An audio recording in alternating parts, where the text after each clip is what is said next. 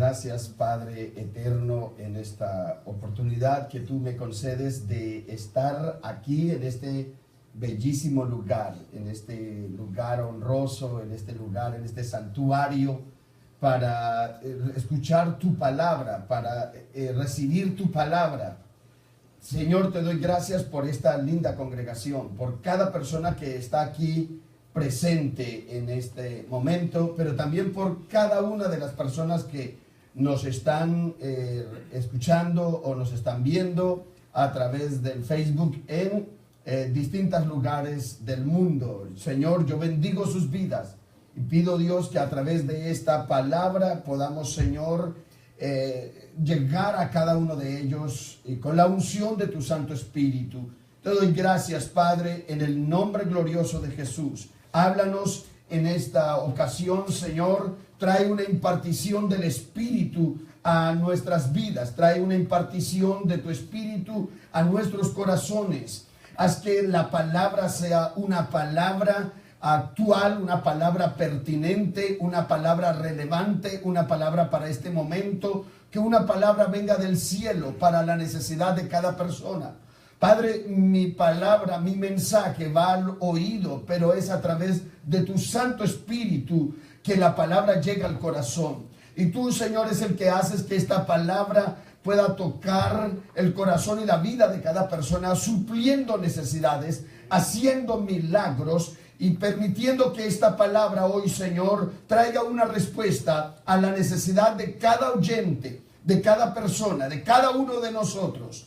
Padre, que tú nos edificarás por la palabra, que tú nos levantarás hoy la fe por la palabra, porque la fe viene por el oír y el oír por la palabra de Dios. Así que te pido, Padre, que esta palabra haga hoy germinar en nuestras vidas esa fe que se desarrolla y que alcanza el milagro que hoy nosotros necesitamos. Ese milagro es nuestro por la fe que tú activas a través de la palabra, en el nombre de Jesús. Te doy gracias, Señor. Amén y amén. Pueden tomar su lugar, pueden tomar asiento. Yo quiero en esta ocasión predicar acerca de las llaves para abrir lo imposible. En el libro de Jueces, el capítulo 6, libro de Jueces, el capítulo 6, la Biblia nos da aquí las llaves para abrir lo imposible. Llaves que abren las puertas para lo imposible. Vemos la vida de Gedeón, uno de los jueces, en un periodo de la historia de Israel muy similar a la historia de nuestros países de este tiempo, de todas las naciones del mundo. La historia es muchas veces, algunas veces, es cíclica. Obviamente que la historia bíblica es lineal porque va hacia un fin y hacia un destino eterno que Dios tiene, pero hay aspectos de la historia que son cíclicas, que se repiten. De manera que lo que aconteció en los días de Gedeón puede acontecernos a nosotros. No importa la dificultad que estemos pasando nosotros podemos alcanzar lo imposible. El milagro de nosotros puede hacerse realidad, porque el mismo Dios de Gedeón es el mismo Dios de nosotros hoy. Aleluya. Dice la Biblia en el libro de Jueces capítulo 6: los hijos de Israel hicieron lo malo ante los ojos de Jehová, y Jehová los entregó en mano de Madián por 7 años. Y la mano de Madián prevaleció contra Israel, y los hijos de Israel, por causa de los madianitas, se hicieron cuevas en los montes y cavernas y lugares fortificados. Pues sucedía que cuando Israel había sembrado, subían los madianitas y amalecitas, y los hijos del oriente contra ellos subían y los atacaban. Y acampando contra ellos destruían los frutos de la tierra hasta llegar a Gaza. Y no dejaban que comer en Israel ni ovejas, ni bueyes, ni asnos, porque subían ellos y sus ganados, y venían con sus tiendas en grande multitud como langostas ellos y sus camellos eran innumerables. Así venían a la tierra para devastarla. De este modo empobrecía a Israel en gran manera por causa de Madián. Y los hijos de Israel clamaron a Jehová. Y cuando los hijos de Israel clamaron a Jehová a causa de los madianitas, Jehová envió a los hijos de Israel un varón profeta, el cual les dijo: así ha dicho Jehová, Dios de Israel, yo os hice salir de Egipto y os saqué de la casa de servidumbre. Os libré de mano de los egipcios y de mano de todos los que os afligieron, a los cuales eché de delante de vosotros y os di su tierra. Y os dije: yo soy Jehová vuestro Dios, no temáis a los dioses de los amorreos, en cuya tierra habitáis, pero no habéis obedecido a mi voz. Y vino el ángel de Jehová y se sentó debajo de la encina que está en Ofra, la cual era de Joás, Abieserita, y su hijo Gedeón estaba sacudiendo el trigo en el lagar para esconderlo de los madianitas. Hasta aquí dejo o suspendo la lectura del pasaje que nos ocupará hoy, pero vamos a leer luego algunos versículos más de este pasaje y el siguiente, capítulo 6 y capítulo 7. Bueno, yo suelo a predicar a veces muy extenso, a veces solo media hora o 20 minutos y otras veces un poco más. Pero yo casi siempre recuerdo esta anécdota que sucedió, no me sucedió a mí, sucedió a otro pastor. Tampoco le sucedió al pastor Carlos Cardena, fue a otro pastor. Allá en Colombia. Sucedió que el pastor acostumbraba a predicar muy largo, se demoraba mucho predicando. Entonces, para él evitar pasarse tanto tiempo predicando y no pasarse de una hora, entonces él acostumbraba ir a su oficina antes de subirse al púlpito a predicar y tomaba una pastilla, una menta, que se la dejaba en su boca. Y cuando se deshacía la menta, entonces él sabía que ya tenía que terminar porque ya había pasado una hora, demoraba la pastilla en deshacerse. Y un día el pastor entró corriendo a su oficina, se le olvidaba la pastilla y ya iba a predicar y abrió la gaveta del escritorio, metió la pastillita y se subió a predicar. Y ya llevaba una hora y la pastilla no se deshacía. 2 horas y la gente estaba mirando el reloj y algunos comenzaban como a levantarse tratando de irse y le daba pena con el pastor. 3 horas, mucho tiempo, y la pastilla no se deshacía. Entonces el pastor despidió a los que ya quedaban y cuando se quedó solo metió sus manos a su boca y se dio cuenta que se había metido un botón. Yo hoy me metí un botón. No. Un botón. Bueno, este libro de Jueces, todo el libro de Jueces presenta un periodo muy convulsionado en la historia de Israel. Pero fue un periodo de tiempo, además, a pesar de eso, muy hermoso, porque se conoce como la teocracia. Porque fue un periodo de 450 años donde el gobierno era de Dios, no era gobierno de los hombres, era la teocracia, era el gobierno de Dios por medio de jueces, hombres y mujeres. Escúchenme, hombres y mujeres, pero no fueron solo hombres, también fueron mujeres, que Dios levantó durante ese tiempo de más de 400 años para libertar a Israel y también para juzgarlo. Y a estos hombres y mujeres se les llama o se les conoce como jueces. Pero en este tiempo también habían por lo menos 4. Para mí como pastor y que he estudiado este libro de Jueces, para mí son 4, otros predicadores dicen que 7, 6, 5, pero para mí son 4 características que están marcados en todo el libro de Jueces y que se repiten en la vida de los cristianos hoy en día. Vamos a verlo, por ejemplo, en el capítulo 6. Dice: los hijos de Israel hicieron lo malo ante los ojos de Dios. A veces nosotros pensamos que no estamos haciendo lo malo porque ante los ojos de todas las personas es normal. Pero es que la conducta nuestra no debe ser medida con el concepto de los demás, sino con el concepto de Dios. Y por eso, ante los ojos de Dios, lo que esta gente hacía era malo.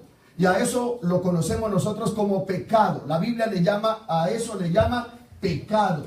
Entonces, lo primero es que a veces el pueblo de Dios, los que tenemos a Dios, los que conocemos a Dios, muchas veces violamos o quebrantamos los mandamientos de Dios, y eso se llama pecado. Pecado, pero el pecado recurrente, el pecado que el pueblo de Israel, el pueblo de Dios, incurría y caía con frecuencia, era la idolatría. La idolatría. Pero dice el versículo 1, y Jehová los entregó en mano de Madián por 7 años, y la mano de Madián prevaleció contra Israel, y los hijos de Israel, por causa de los madianitas, se hicieron cuevas en los montes y cavernas y lugares fortificados. Entonces, lo primero es pecado, pero lo segundo es que por causa del pecado Dios disciplina a su pueblo, y la consecuencia del pecado es el juicio de Dios. Entonces Dios los entregaba en manos de opresores, países, otros reinos y pueblos que venían a oprimirlos por un periodo de años. En esta ocasión, por 7 años, vinieron los de Madián. Así que el juicio de Dios no se hacía esperar. Llegaba el juicio de Dios. Número 3.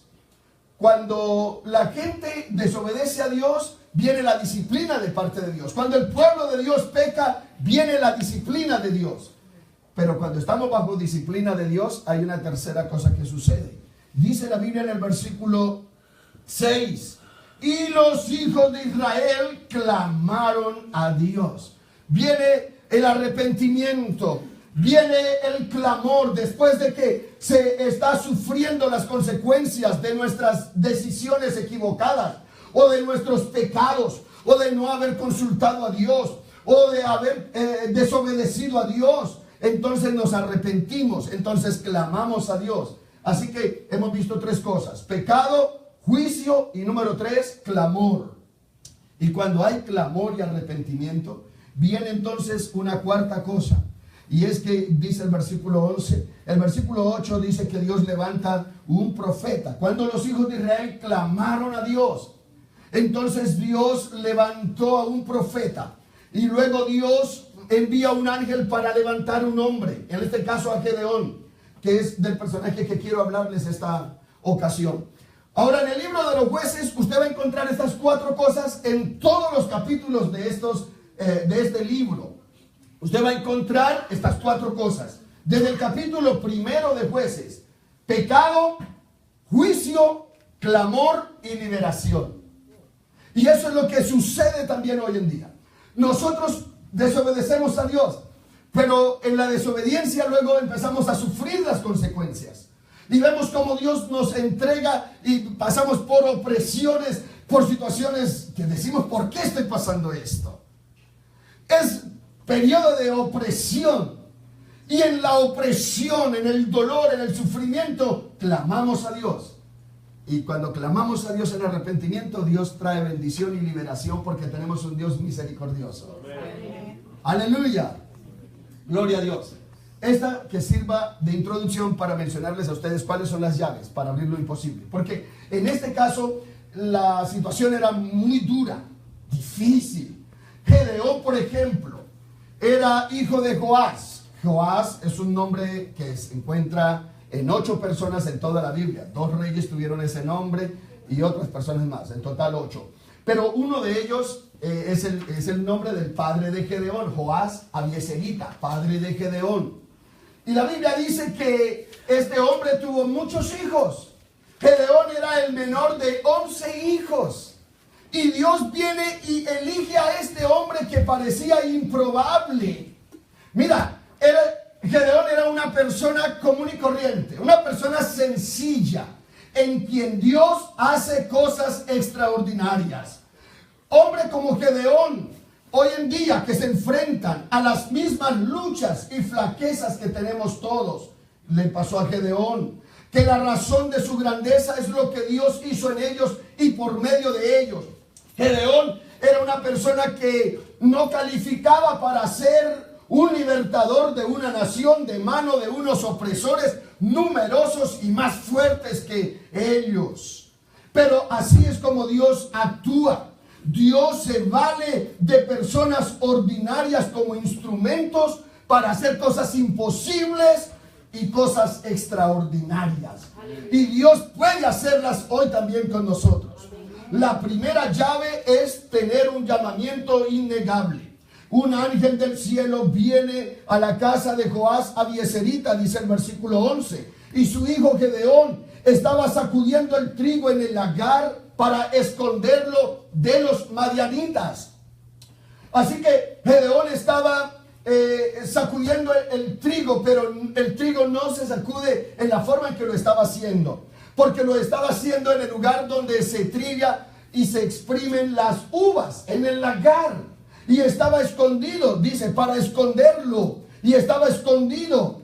Y el ángel de Jehová se le apareció y le dijo: Jehová está contigo, varón valiente y esforzado. Uno que estaba escondido, pero el ángel le dice: varón esforzado y valiente. Porque es que Dios no nos ve como a veces nosotros nos miramos.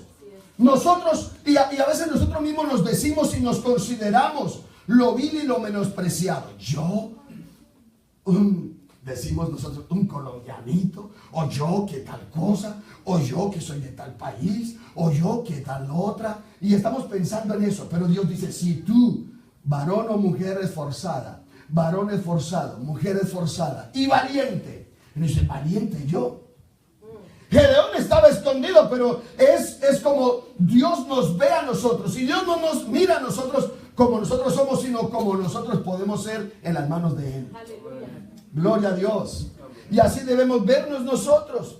Y Gedeón entonces respondió. Y aquí yo quiero decirles a ustedes que cuando uno se ha apartado de Dios, cuando uno se está apartando de Dios, no es cuando uno deja solo de asistir a los servicios de la iglesia el día domingo, a la escuela dominical o a las reuniones de los grupos de discipulado en la semana. No es solamente eso. Muchas veces nos estamos apartando de Dios aun cuando estamos en la iglesia. A veces pensamos que los que se apartan de Dios son los que no han vuelto. Mira, fulano se apartó de Dios, no volvió a la iglesia. Pero a veces estando en la iglesia nos estamos apartando de Dios también. Es posible que aún predicando la palabra de Dios, aún como predicadores, podemos estar apartándonos de Dios. Gedeón estaba apartándose de Dios. Y una de las evidencias que muestran que un hombre se está apartando de Dios es la actitud que toma Gedeón frente al ángel de Dios. Le dice: Señor mío, si Jehová está con nosotros, ¿por qué? Dígame por qué. Si realmente Dios me ama, ¿por qué me está pasando lo que me está pasando? Si realmente Dios es lo que dice ser, es lo que me han dicho a mí del evangelio, ¿por qué entonces me pasa lo que me pasa? Y eso es lo que Gedeón le está diciéndole al ángel. Pero si realmente Dios está con nosotros, entonces ¿por qué nos está pasando todo lo que nos está pasando? Mira, el sufrimiento muchas veces no lo entendemos. Nosotros pasamos por situaciones difíciles en la vida y a veces no entendemos el sufrimiento. Yo, por la gracia de Dios, por la misericordia también, no solo la gracia es infinita, inagotable, pero también la misericordia de Dios es inagotable, es infinita, sin límites. Y por esa gracia y misericordia estoy en el Señor, no me he apartado del Señor, estoy sirviéndole al Señor. Prediqué mi primer sermón a una iglesia cuando yo tenía 10 años de edad. Recuerdo de qué prediqué esa noche, cuando yo tenía 10 años de edad. Y predico el evangelio de tiempo completo desde que tenía 17 años hasta este día. Sigo predicando el evangelio y espero que hasta que Dios me lleve seguiré predicando el evangelio. Hermanos, ¿cuántas veces, y amigos, cuántas veces uno atraviesa por circunstancias difíciles? Y pasamos pruebas, y pasamos momentos difíciles. Pero aquí estamos, primero por la gracia de Dios. Pero segundo, Dios nos enseña a caminar con Él y Y uno no tiene por qué tener una respuesta a por qué estamos pasando lo que estamos pasando. ¿Por qué me ha sobrevenido una prueba? ¿Por qué a mí? ¿Por qué se llevó Dios a esta persona que tanto yo he querido? Mi madre, mi padre o un hijo. ¿Por qué? Y Gedeón le dice, bueno, si Jehová Dios está con nosotros, ¿por qué? ¿Por qué? Esa pregunta, ¿por qué sufren los cristianos? ¿Por qué sufren los justos? Esa pregunta es milenaria, esa pregunta, y no va a tener una respuesta. Y a veces hay cristianos que lo reprochan a uno, lo critican a uno cuando uno dice, pero yo, entre lágrimas uno dice, ¿por qué me está pasando esto? No entiendo por qué a mí, no entiendo por qué me está pasando esto. Si yo oro, si yo doy los diezmos, si yo asisto a la iglesia, si en la casa oramos, y esto, aquello, ¿por qué? Y entonces otros inmediatamente dicen a uno, no diga por qué, diga para qué. Dios quiere es un para qué y no un por qué. Pero aún Cristo mismo en la cruz preguntó por qué. En la cruz dijo, Dios mío, ¿por qué? ¿Por qué? Y no obtuvo una respuesta. ¿Por qué me has desamparado? ¿Por qué? Esa pregunta, ¿por qué? Pero depende cómo se hace la pregunta. Depende cómo hacemos la pregunta nosotros cuando estamos pasando por situaciones.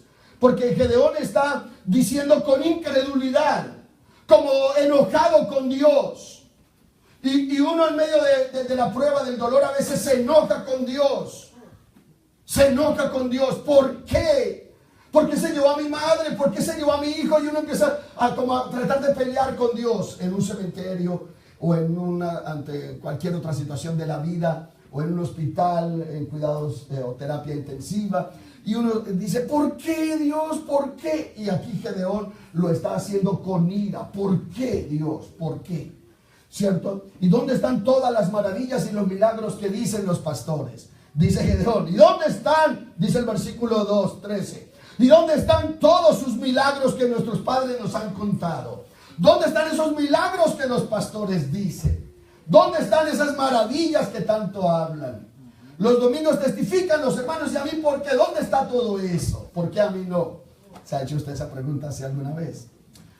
Pero mira, hay que tener certeza de un llamamiento. Usted y yo podemos abrir lo imposible, porque el mismo Dios de Gedeón es el mismo Dios de nosotros. Lo que uno tiene que estar seguro primero es del llamamiento. Dios nos ha llamado a nosotros.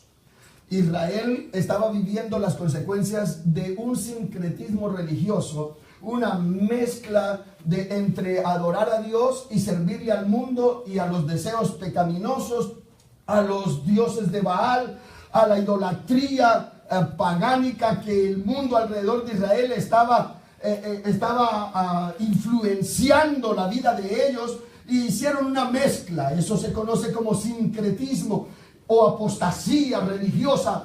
Y cuando un cristiano trata de vivir para Dios, pero a la vez agradando al mundo y viviendo para el mundo y los placeres del mundo, se va a encontrar con este tipo de cosas. Pero si nosotros queremos vencer y alcanzar lo imposible, hay que estar seguros que Dios nos ha llamado. La segunda cosa que quiero decirles en esta, bueno, hay algo para terminar aquí en el versículo 14, porque mira que cuando Gedeón cuestiona a Dios con ira y le dice, ¿por qué nos ha sobrevenido? ¿Por qué nos está pasando todo lo que me está pasando? ¿Por qué? ¿Y dónde están los milagros que todos nos cuentan que Dios ha hecho? ¿Qué le responde Dios? ¿Cómo actúa Dios? ¿Qué dice el versículo 14? Dice, y mirándole Jehová, mirándole. O sea, Dios dejó que él hablara y Dios apenas lo estaba mirando. ¿Sabe qué había en esa mirada de Dios? ¿Qué había en esa mirada? ¿Qué había en esa mirada? Dios estaba mirando no al débil que era Gedeón, sino al hombre fiel que iba a ser más adelante. No con la fuerza de Gedeón, porque Dios le dice a Gedeón, ve con esta tu fuerza y salvarás a Israel de la mano de los madianitas. Ese es el llamado y el comisionamiento que Dios le está haciendo a Gedeón. Dios nos llama y Dios nos comisiona. En este mismo momento hay una gran necesidad en el mundo, en las naciones de la tierra. Estamos viviendo un momento histórico muy importante para que esta intervención sobrenatural de Dios se dé a conocer al mundo entero hoy. hoy, en este siglo, en este año, en este tiempo. Estamos viviendo un tiempo especial de la historia y Dios nos quiere usar a nosotros también. Repito, el mismo Dios de Gedeón es el mismo Dios suyo y mío. Dios quiere hacer algo en este tiempo y Dios está llamándonos y Dios quiere comisionarnos para que nosotros seamos el medio por el cual Dios tiene la respuesta para las naciones.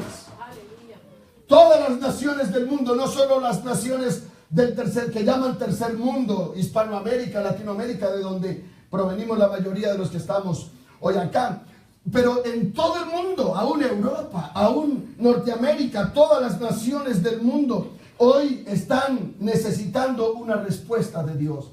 Y Dios quiere que la respuesta seamos nosotros. Tenemos que estar seguros que Dios nos está llamando. La segunda cosa, no solamente un llamamiento innegable, sino una obediencia inquebrantable. El versículo 25, aconteció que la misma noche Dios le dijo. Lo primero es que Dios nos llama. Dios está llamando a Gedeón.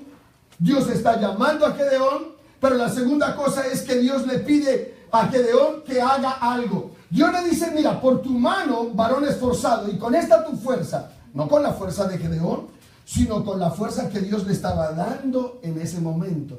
Con esa fuerza que Dios le estaba dando a él.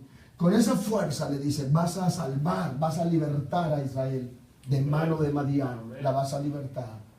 Es en el poder de tu espíritu. Dios le dijo a Zorobabel a través del profeta Zacarías en el capítulo 4, no es con ejército, le dijo, no es con fuerza, sino es con mi espíritu. Es con el espíritu de Dios que usted y yo vamos a hacer respuesta para la gente, hacer respuesta para todas las personas y para las naciones. Pero lo segundo es que antes de Dios usarnos para salvarnos de enemigos externos, primero Dios quiere salvarnos de nuestros enemigos internos. Israel no solo estaba siendo oprimido por Madián, sino había potestades espirituales que estaban afectándolos a ellos y Dios lo sabía. Había idolatría y habían ataduras y opresiones internas, no solo las fuerzas externas de los madianitas, que eran opresores, invasores, países extranjeros. A veces nosotros estamos mirando las circunstancias, pero no estamos viendo los problemas que tenemos adentro. Por eso el versículo 25 dice, aquella misma noche aconteció que Jehová le dijo, toma un toro del hato de tu padre, el segundo toro de 7 años, y derriba el altar de Baal que tu padre tiene. Derriba el altar de Baal. Hay enemigos internos y esos enemigos deben ser derribados antes que podamos derribar enemigos externos. Hay cosas internas en nosotros que tenemos que primero tratar con ellas antes de tratar con lo de afuera. Dios quiere eso en nosotros primeramente. Y Dios estaba llamando a Gedeón a una obediencia, Y Dios le está dando instrucciones precisas a Gedeón. Ve a la casa de tu padre, derriba el altar de Baal que tu padre tiene.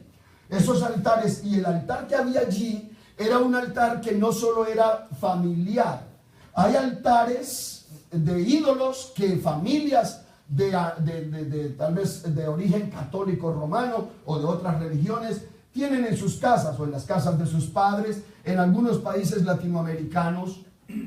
Pero no era solamente un altar doméstico, familiar. Parece ser, de acuerdo a lo que dice el capítulo 6 de Jueces, que el altar de Baal que había allí era un altar tan grande, tan importante, que toda la ciudad, la gente acudía a esa casa, a ese altar que había en la casa de Joás, a Bieserita, para rendir culto a Baal. Y Baal era un dios de la fertilidad. Eran grotescos esos monumentos que hacían, esas estatuas que se levantaban. Y en esta casa parece que era de muchos pies de altura. No sabemos de cuántos pies de altura era esa imagen de Baal que había en aquella casa. Pero Dios le dice a Gedeón, tú tienes que ir a derribarla. Y eso era un problema serio, porque se tenía que enfrentar no solo con la familia, no solo con su papá. Y cuando alguien tiene un altar es porque su corazón y su vida, todo está puesto en ese altar. Pero no solo era de su padre y de su familia, sino de toda la ciudad. Gedeón ahora tenía que enfrentarse no solo con los madianitas, sino primero con su familia y también con la gente de su ciudad. Dice el versículo 26, y edifica altar a Jehová. Dios sigue dando instrucciones a Gedeón qué tiene que hacer. En la cumbre de este peñasco en un lugar conveniente. Y tomando el segundo toro, sacrifícalo en holocausto. Entonces Gedeón, dice el versículo 27, tomó 10 hombres de sus siervos e hizo como Jehová le dijo que hiciera. Eso es muy importante si usted y yo queremos tener las llaves para abrir lo imposible. No solo estar seguros que Dios me está llamando, sino también obedecer a Dios. La desobediencia es lo que nos lleva al fracaso, al estancamiento espiritual, a detenernos en nuestro avance y a volvernos religiosos y no avanzar con la nube de Dios. Muchas personas y muchas iglesias se estancan porque su vida realmente no es una vida de obediencia. Gedeón tenía que obedecer, pero la Biblia dice que Gedeón hizo como Jehová le dijo. Mas teniendo temor de hacerlo de día, ¿qué dice? Por la familia de su padre y por toda la gente de la ciudad, lo hizo de noche. Bueno, eso es prudencia, sabiduría, pero obedeció. Obedeció. Él sabía que tenía que enfrentarse. Por la mañana, cuando los de la ciudad se levantaron, he aquí que el altar de Baal estaba derribado y cortada la imagen de acera que estaba junto a él. Y el segundo toro había sido ofrecido en holocausto sobre el altar edificado. Y se dijeron unos a otros, ¿quién ha hecho esto? ¿Quién ha hecho esto? Y buscando e inquiriendo, averiguando, les dijeron, Gedeón, hijo de Joás, lo ha hecho. Entonces los hombres de la ciudad dijeron a Joás, saca a tu hijo para que muera, porque ha derribado el altar de Baal. Y, ¿qué dice? Y ha cortado la imagen de acera que está junto a él. Tremendo eso. Usted imagínese, Gedeón, antes de enfrentarse a los enemigos de afuera, tenía que enfrentarse a los de adentro. Habían potestades espirituales oprimiendo la vida de la familia. Nosotros a veces queremos hacer cosas para Dios, pero no estamos haciendo primero lo que Dios quiere que hagamos adentro. Y a veces Dios nos manda a poner orden en nuestra vida interior, en nuestro mundo interior, en nuestro corazón y también en nuestra casa. Y hasta que no pongamos orden a eso, nosotros no podemos tener autoridad para hacer lo que Dios nos manda hacer afuera. Y eso es lo que Dios quiere de nosotros. Obediencia total. Obediencia total. ¿Cómo estaría Gedeón si él lo hizo de noche para que no fuera descubierto? Sin embargo, fue descubierto. Y ahora viene todo el mundo a decir, sácalo. Vienen y le dicen, sácalo porque tu hijo va a morir, lo vamos a matar. Le dicen al propio padre. Ahora, mire la respuesta de Joás. ¿Cuál fue la respuesta de Joás? Y Joás, mira, lo que es el impacto de una vida de obediencia. Mira, el poder de la obediencia no tiene límites. El enemigo busca, nuestra carne se atemoriza y el enemigo busca atemorizarnos a nosotros frente a las demandas de Dios. Y nos trata de meter miedo frente a los requerimientos que Dios nos hace en la Biblia, frente a lo que Dios nos está pidiendo que hagamos. Pero Dios está necesitando hombres y mujeres valerosos, valientes, que dicen voy a obedecer a Dios al costo que sea. Y cuando Gedeón lo hizo, impactó la vida de su propio padre. Porque mire cómo respondió Joás. Versículo 31. Y Joás respondió a todos los que estaban junto a él. ¿Contenderéis vosotros por Baal? ¿Defenderéis su causa? Cualquiera que contienda por él, que muera esta mañana. Si Baal es un dios, oiga, qué tremendo argumento tan importante. Y esto es muy, muy lindo. Les dice, mire qué lógica, los pone a pensar a todos. Mire, ¿qué Dios es aquel que necesita que otro lo defienda? Si Baal es un verdadero Dios, pues que él se defienda y que contienda por sí mismo con el que derribó su altar, así sea mi propio hijo. Aquel día Gedeón fue llamado Jerobaal, que quiere decir contienda Baal contra él, por cuanto derribó su altar. Pero todos los madianitas y amalecitas y los del oriente se juntaron a una y pasando acamparon en el valle de Jezreel Entonces el Espíritu de Jehová vino sobre Gedeón. La tercera cosa que se necesita para abrir lo imposible es el poder ilimitado del Espíritu Santo. Gedeón recibió llenura del Espíritu Santo. Gedeón recibió llenura, poder del Espíritu Santo. Y eso se necesita, el poder del Espíritu Santo, para nosotros poder lograr lo que Dios nos ha llamado. Ese poder ilimitado del Espíritu Santo. Número 4, porque ya voy a terminar, el tiempo se ha transcurrido, pero necesitamos dependencia saludable de parte de Dios. Nosotros necesitamos depender de Dios, y esa dependencia es saludable. Los seres humanos no tenemos que depender de circunstancias, de cosas materiales, ni de personas para que nos brinde seguridad y significado a nuestra vida. Yo digo estas palabras, las decía desde niño, predico desde que yo tenía 10 años, pero estas palabras que estoy diciendo hoy las he tenido que vivir frente a las circunstancias que he tenido que vivir en mi vida. Y Dios me ha confrontado con lo que estoy diciéndoles a ustedes. Yo esta mañana no estoy, o en esta ocasión no estoy aquí parado frente a ustedes para hablarles solamente palabras bonitas, sino cosas que yo he tenido que vivir y a las que Dios me ha puesto a prueba y les estoy diciendo a ustedes. Muchas veces uno en la vida se va cifrando el significado de su vida y el sentido de su vida en el amor de una persona, y Dios nos quita a esa persona. O muchas veces en algo material y Dios nos quita eso. O en una posición que tenemos y perdemos esa posición. Y entonces quedamos deprimidos y quedamos llorando, enojados con Dios. Pero es porque Dios quiere que nuestra única dependencia sea de Él. Y por eso es que Gedeón pone unas señales. Ahora esas señales, déjenme decirle, aunque casi ni tengo el tiempo, pero quisiera decirles que esas señales no funcionan así como Gedeón lo hizo en esa época, no funcionan hoy. Algunas personas, yo recuerdo una vez un muchacho en la ciudad de Medellín, Colombia, estábamos en una iglesia de muchos miles de personas y teníamos un coro muy extenso de personas que cantaban en la alabanza, y un muchacho estaba enamorado de una de las muchachas y me dijo: ay pastor, yo estoy enamorado de fulana que canta en la alabanza, me gusta esa niña y yo quiero que ella sea mi novia, pero estoy pidiendo al Señor una señal. Y yo dije: ¿qué señal le puso? Yo dije: Señor, si ella hoy se pone una falda verde es porque va a ser mi novia. Le dije: hermano, no sea bonito, ese es el uniforme que le toca los miércoles. Le dije: esa no es una señal, hermano. Si se pone una falda verde, le dije: es que ese es el uniforme, hermano, de los miércoles. Pastor, no, pero vino con ese uniforme. Le dije: no, pues que ese es el que le toca los de la alabanza los miércoles. A veces ponemos nosotros señales, pero lo importante de estas señales de Gedeón es lo siguiente: es que hay que depender de Dios. Hay que depender de Dios. Y esa dependencia sí es saludable. La única dependencia que no nos daña es depender de Dios. Las demás dependencias, Dios es celoso. Y Dios quiere que nosotros aprendamos a depender solo de Él. Finalmente, mira, Dios pone a Gedeón a batallar con una estrategia improbable. Con una estrategia improbable. Y es porque los madianitas eran 120,000 hombres. Cuando ya Gedeón estaba listo, cuando ya Gedeón se convenció que él era el hombre, porque él no estaba convencido que él era el hombre.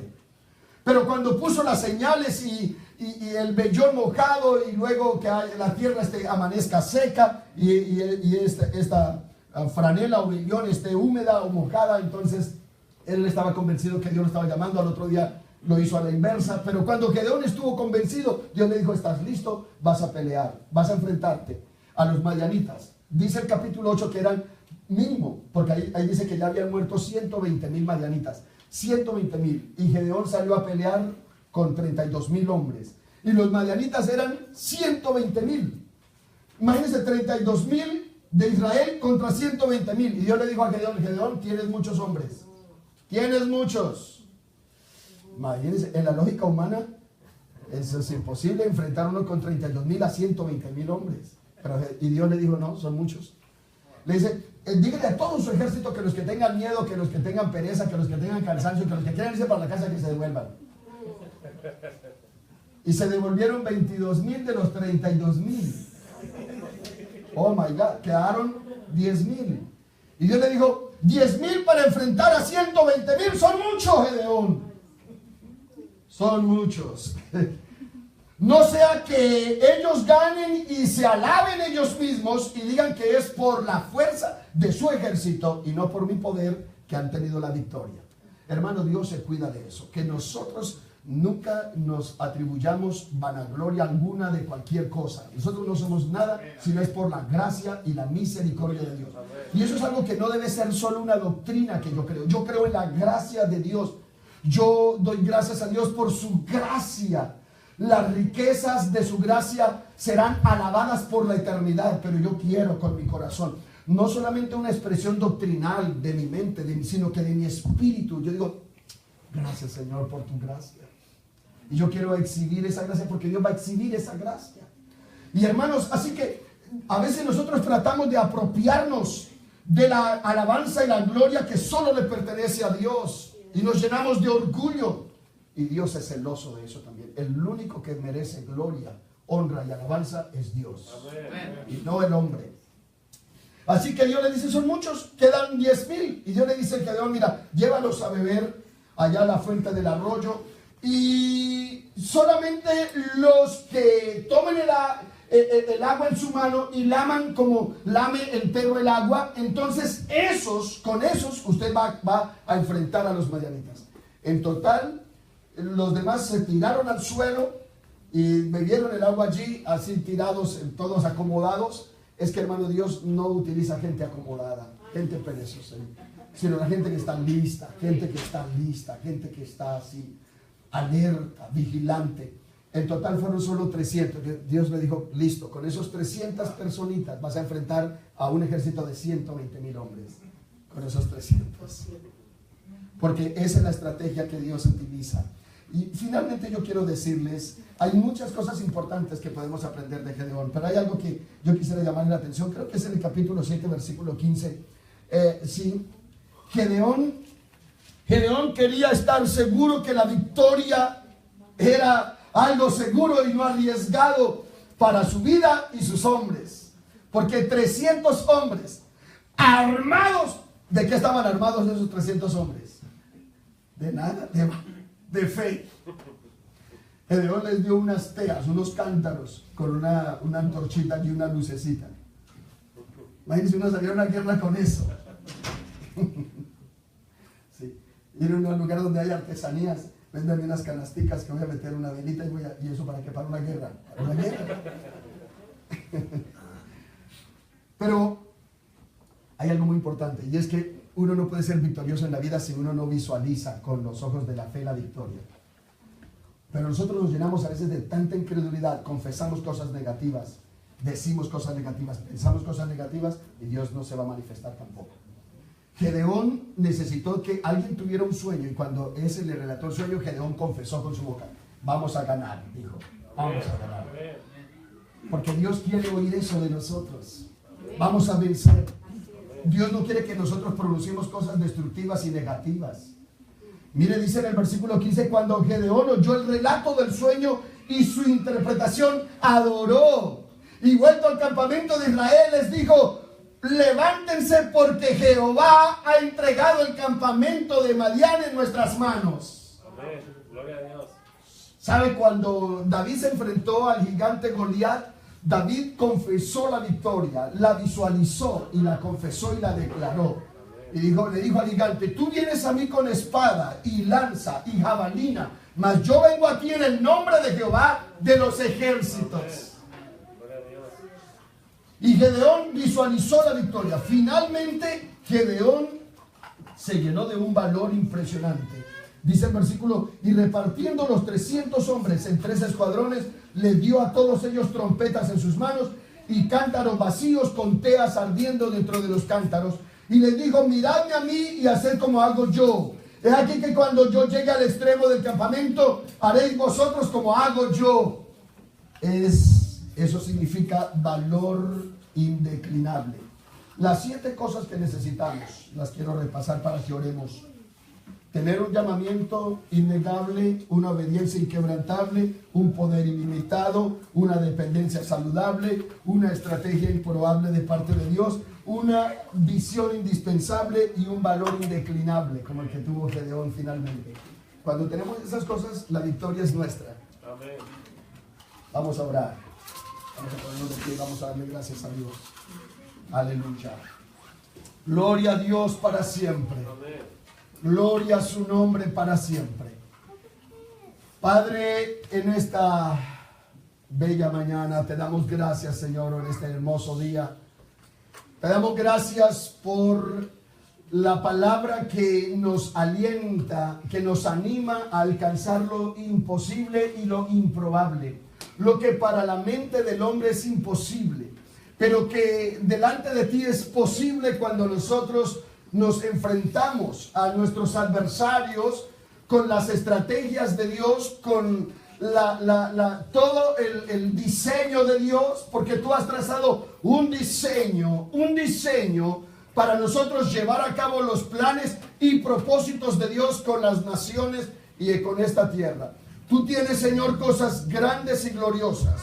Y tú tienes, Señor, un plan con cada uno de nosotros. Y ese plan es que nosotros seamos la respuesta a lo que el mundo está enfrentando en este tiempo. No para huir y escondernos como hacían los israelitas y Gedeón y su familia en aquella época, sino para salir de la cueva, para salir del escondite, de ese escondedero, de esa condición que nos tiene llenos de miedo, para enfrentar al gigante, para enfrentar cualquier situación y abrir lo imposible con estas llaves que tú nos has entregado.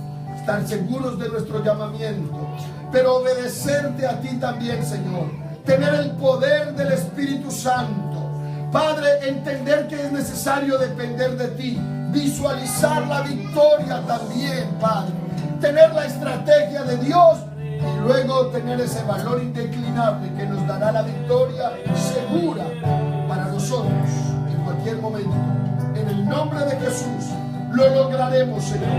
No hay gigante, no hay circunstancia, no hay adversidad que pueda derrotarnos a nosotros cuando nosotros lo entendemos en el nombre glorioso de Cristo Jesús. Hola, soy el pastor Norbey Arias. Si deseas recibir más mensajes como este, suscríbete al canal y activa la campanilla. Dios te bendiga.